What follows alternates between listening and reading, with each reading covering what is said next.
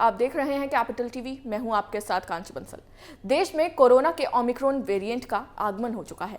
ये वेरिएंट बेहद खतरनाक माना जा रहा है और कोरोना वायरस के बदले हुए इसी स्वरूप को लेकर चर्चाएं भी शुरू हो गई हैं कि अपने देश में तीसरी लहर का यही सबसे बड़ा कारक वायरस वेरिएंट साबित हो सकता है।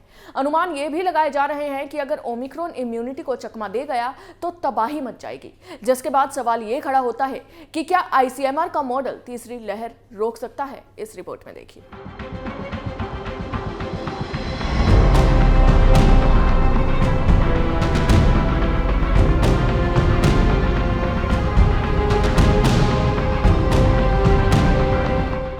शुक्रवार को डब्ल्यूएचओ की ओर से इसे वायरस ऑफ कंसर्न घोषित करने के बाद से दुनिया भर में अलर्ट जारी हो गए हैं। अपने देश के वैज्ञानिकों ने भी इस वायरस के म्यूटेशन और इम्यूनिटी को जांचने के लिए विकसित किए गए उस मॉडल को पूरे देश में लागू कर दिया है, जो किसी भी वायरस के बदले हुए स्वरूप से आने वाली तीसरी लहर को रोकेगा। इसी पर डॉक्टर पांडा कहते हैं कि ये वायरस अगर शरीर में बनी इम्यूनिटी को चकमा दे गया तो निश्चित तौर पर स्थितियां काफी ज्यादा बिगड़ सकती हैं। हालांकि वे कहते हैं कि हमारे देश में फिलहाल अभी इस वायरस का एक भी मामला सामने नहीं आया है। ऐसे में ये कितना खतरनाक है और इम्यूनिटी को किस तरह नुकसान पहुंचाता है, इसका आंकलन करना मुश्किल है।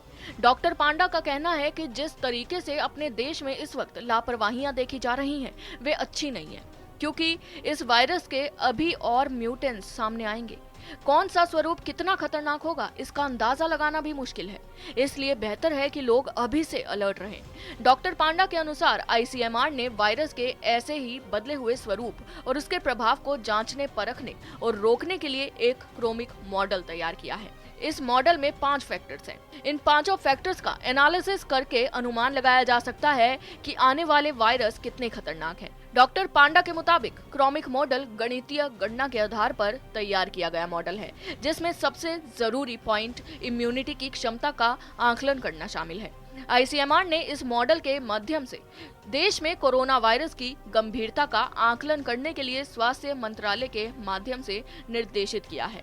वे कहते हैं कि इस वक्त देश में ज्यादातर राज्य इसी मॉडल के आधार पर कोरोना वायरस की गंभीरता का आकलन कर रहे हैं। उनका कहना है कि इस वक्त जो वायरस पूरी दुनिया में सबसे ज्यादा चर्चा का विषय बना हुआ है, वही इसी गणना के आधार पर आंका जाएगा। डॉक्टर पांडा का कहना है कि इस मॉडल के आधार पर तैयार की गई ऑब्जर्वेशन को बचाव के लिए तैयार की जाने वाली योजनाओं में तब्दील किया जाएगा, तो निश्चित तौर पर वायरस के खतरनाक परिणामों से बचा जा सकेगा।